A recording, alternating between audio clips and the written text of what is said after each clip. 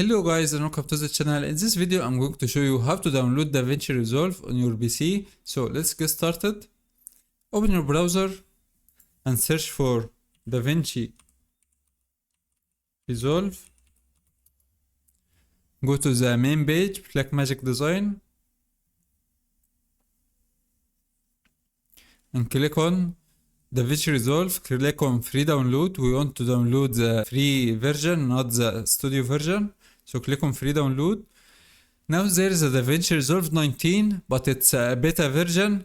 So we don't want that, we want the main version. This is not finished yet. We want the main version. So this is it, Davinci Resolve 18.6.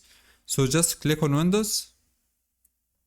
And from here it will ask you to add your information.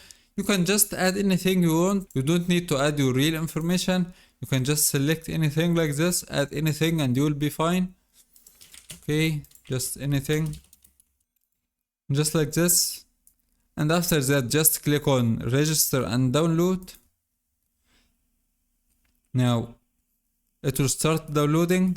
Save Davinci Resolve 18.6. Right now it's downloading. So wait for it to finish. After you finish downloading, right now this is an older version.